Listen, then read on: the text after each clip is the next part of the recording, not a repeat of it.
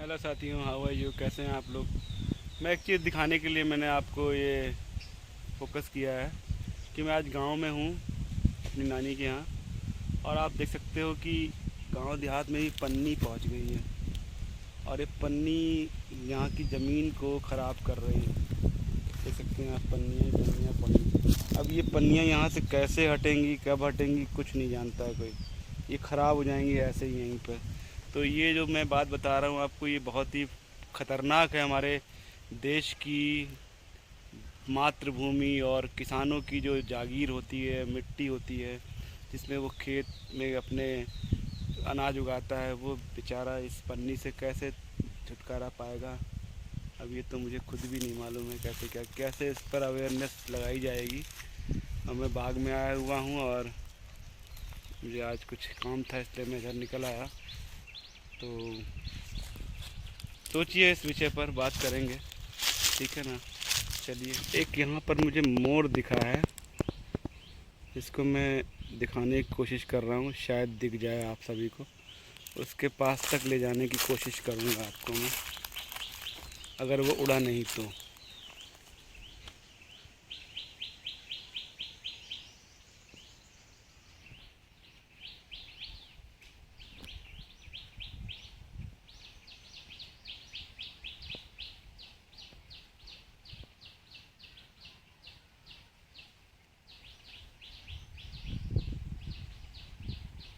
शायद दिख जाए। आप देख सकते हैं पन्नी कितनी ज़्यादा है यहाँ पर पड़ी हुई है, ये देखिए आप लोग। तो प्रदूषण का ये आलम यह है कि गांव देहात में भी पन्नियाँ पहुँच गई हैं और पन्नियों का क्या ही कहा जाएगा, कुछ समझ में नहीं आता है। ये गांव देहात की नानी के यहाँ की हमारी पगडंडी, जिस पर हम कभी खेला करते थे। और ये पता नहीं कौन सा पेड़ है, ये देखिए आप लोग, किसी को मालूम हो तो बताइएगा ये कौन सा पेड़ है, इसके बारे में। या पौधा है, क्या है? इसका फ्लावर कुछ इस तरीके का है, गजब का फ्लावर है। देखिए इसमें टेंट निकले हुए हैं वाइट कलर का।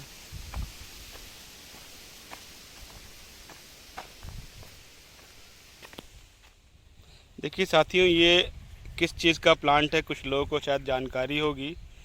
इसको हम लोग बॉटनिकल लैंग्वेज में कुछ और नाम है इसका, लेकिन बेसिकली ये भांग के पेड़ हैं। और इसकी दवाइयाँ बनती हैं। ये नशे के रूप में तो यूज़ किया जाता है, लेकिन इसकी दवाइयाँ बनती हैं। और दवाइयाँ बहुत ही ऐसी होती हैं जो आपको डिप्रेशन से निकाल सकती हैं, लेकिन अधिक सेवन से इससे आपको नुकसान भी हो सकता है। तो ये कैनाबिस सटाइवा शायद बोलते हैं इसका नाम। और ये इसकी पत्तियाँ पीस करके, जब आप होली वगैरह आती, लोग भांग वगैरह पीते हैं, इस तरीके से पीस करके फिर मिला लेते हैं ठंडाई वगैरह बनाने के लिए। तो ये काफ़ी सारा खेत के किनारे किनारे निकल आता है। और इसको हम एक तरीके से कह सकते हैं कि ये वीड है बेसिकली। वीड मतलब खरपतवार ही है, खेतों के किनारे निकल आती है। जैसे देखिए ये निकल आया यहाँ पे काफ़ी सारी खरपतवार। तो ऐसे ही खरपतवार निकलती रहती है, समय समय पर ऐसी पगडंडियों किनारे किनारे आपको देखने को मिल सकती है। तो देखिए गांव के नज़ारे और इसके अलावा यहाँ की प्रकृति में क्या क्या चीज़ें हैं। देखिए यहाँ पे ये तितलियाँ ऑटोमेटिकली बैठ जाती हैं आकर के हैं। और देखिए आप खुद देख सकते हैं, खूब सारा आनंद ही आनंद आता है यहाँ पे। और कीड़े मकोड़े पतंगे सब इन पर बैठ कर के अपना भोजन ग्रहण करते रहते हैं। कोई ना कोई कीड़ा मकोड़ा आपको कहीं ना कहीं दिख ही जाएगा, तितलियाँ दिख जाएंगी। देखिए, ये देखिए आप, ये देखिए साथियों, ये सहतूत का पेड़ है, रेड कलर का सहतूत है ये। और काफ़ी अच्छा पेड़ है ये।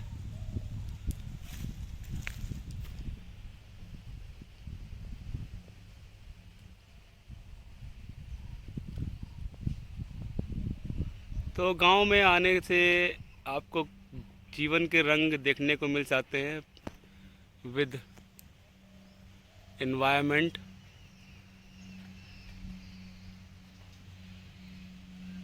और ये आम के पेड़ हैं, लेकिन इस बार इसमें आम नहीं आए। ये तो कटहल का पेड़ है। ये भी कटहल का पेड़ है, काफ़ी बड़ा बड़ा कटहल का पेड़ है। देखिए आप कटहल का पेड़ देख सकते हैं। लास्ट टाइम जब मैं यहाँ आया था तो यहाँ पे इसमें काफ़ी सारे कटहल लगे थे, लेकिन ये बाग इस समय आम ना आने की वजह से यहाँ कुछ रौनक दिख नहीं रही है और इसमें बौर भी नहीं आया। एक साल रुक कर के कभी कभी बौर आता है, ये कभी कभी मैंने देखा है। तो ऐसा भी होता है तरीके से मचान बना कर के लोग अपने खेतों की सुरक्षा करते हैं। और गांव देहात में आप देख ही रहे हैं कि बहुत सारे जानवर। और ये हमारे गांव के खेत का एक नज़ारा है, जहाँ पे चारपाई इस तरीके से लटका करके ऊपर टांग दी, जिससे कि नीचे कोई जानवर वगैरह परेशान ना करे। और टेंट लगा करके ऊपर से पानी वगैरह का भी ना आए। तो इस तरीके से रात में लोग अपने खेतों की सुरक्षा करते हैं। और ये गेहूं देखिए कटा पड़ा हुआ है और इसमें कुछ दिनों के बाद कोई और फसल करी जाएगी और गेहूं काट करके इस प्रकार से डाल दिया जाता है। और ये इधर एक स्कूल भी है और ये खेत है। खेत में बालियां देखिए, गेहूं की बाली लगभग पूरी तरीके से कटा पड़ा है गेहूं।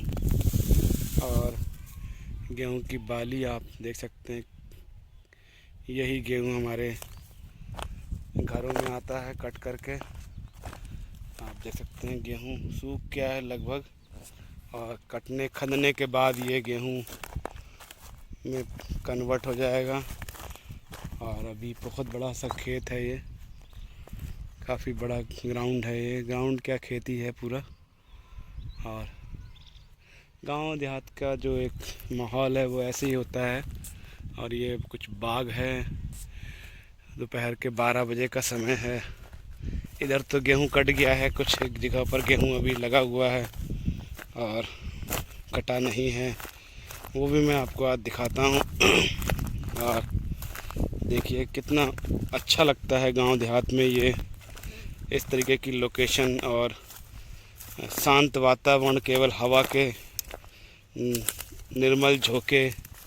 ये देखिए गेहूं कितना शानदार लग रहा है।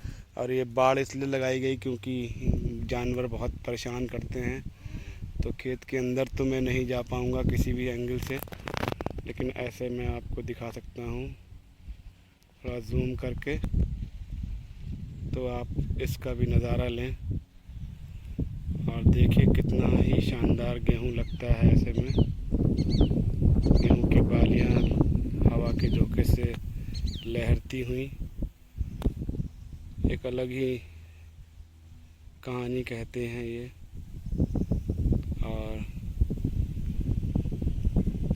खेतों की जब बात आती है तो भारत अपने खेतों खलिहानों से ही जाना जाता है, जैसा कि हम सभी जानते हैं। तो इसी में ही देश विकसित हो रहा है और बिना खाद्यान्न के कुछ होना नहीं है। साइड में खेत के ये देखिए कुछ इस प्रकार के पौधे भी जम जाते हैं जो खरपतवार का काम करते हैं और इनको उखाड़ा जाता है टाइम टू टाइम, लेकिन फिर भी ये उगाते हैं तो इनका कोई वो नहीं है। आप देख सकते हैं ये कुछ खरपतवार टाइप की है यहाँ पर, ये इस तरीके से। और ये तो कुछ फ्लावर वाली खरपतवार है ये। तो आपको मैं ये खेत दिखा पाया, मुझे बड़ा खुशी हो रही है कि मैं आज गांव आया हूं, लेकिन किसी ऐसे समय पे आया हूं कि मैं उतना, मेरी आवाज़ से भी आपको लग रहा होगा कुछ ऐसा रहा होगा कि जिसकी वजह से मैं आपको बता भी नहीं सकता हूं कि क्या ही बात रही होगी। लेकिन कुछ मन नहीं था तो मैं खेत की तरफ चला आया। मैंने कहा आप लोग को दिखाऊं खेत कैसे होते हैं और कैसे किस प्रकार का जीवन खेत ऐसे गठरी बांध कर रख दी जाती है और उसके बाद गेहूं काट काट करके इसको फिर खांदा जाता है, फिर गेहूं निकल आता है और यही मार्केट में फिर बिकता है। किसानों से सस्ते दामों पर ले लिया जाता है। बड़ी बड़ी कंपनियां जो हैं इनको ले करके फिर अपने प्रोसेसिंग लगा करके ये महंगे दामों पर बेचते हैं। तो आप समझ सकते हैं कि ये बेसिकली मैं कहना क्या चाहता हूँ। तो चलिए सभी साथियों को, सभी परिवार के सदस्यों को मेरा नमस्कार, और मिलते हैं किसी अन्य ब्लॉग में भी। हो सकता है कि मैं इस ब्लॉग में कुछ और भी ऐड कर सकूं, लेकिन अभी तक के लिए इतना ही। नमस्कार साथियों, अपना ख्याल रखिएगा, स्वस्थ रहिएगा, दूसरों की मदद करिए, दूसरों का ध्यान रखिए। जीवन चलने का नाम है, रुकने का नाम नहीं है। कोई कुछ भी कहे, कोई भी काम करना है तो करना है, बस इतना ध्यान रखना है। क्योंकि बहुत से लोग कुछ काम करो तो कुछ ना कुछ अंग भी डालते हैं, यार क्या ही कर रहे हो, क्या नहीं है। लेकिन आपको ध्यान रखना है, काम को निरंतर करते रहेंगे और उस काम को करने में कितना भी टाइम लग जाए हम उसको छोड़ेंगे नहीं।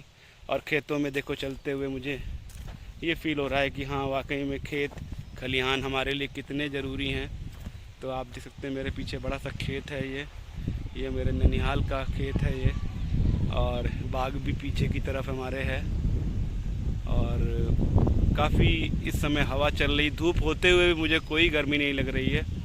और ये नाना यहाँ पर हमको पकड़ा करते थे, मुझे बड़ी खुशी हो रही है।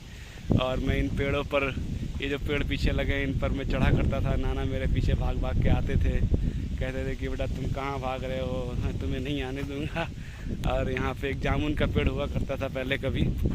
तो धन्यवाद साथियों, आप लोग ने इतना सहयोग दिया। मेरा जो परिवार है वो बढ़ रहा है धीरे धीरे मेरे इस चैनल का। तो सभी का बहुत बहुत शुक्रिया, धन्यवाद आप सभी का। तो मिलते हैं किसी अन्य ब्लॉग में, कुछ और दिखाएंगे आपको अच्छी अच्छी चीज़ें। तो इसी के साथ नमस्कार साथियों, अपना ध्यान रखिएगा, अपने घर वालों का ध्यान रखिए, माता पिता की सेवा करिए। सबसे बड़ा काम यही है। कितना भी पैसा कमा लो ज़िंदगी में, लेकिन अगर अपने माता पिता की सेवा नहीं कर पाए या किसी की मदद नहीं कर पाए जीवन में, किसी के दुख में अगर आप शामिल नहीं हो पाए, तो फिर कोई फ़ायदा नहीं जीवन का। तो मित्रों, इसी के साथ जय हिंद, जय भारत, धन्यवाद।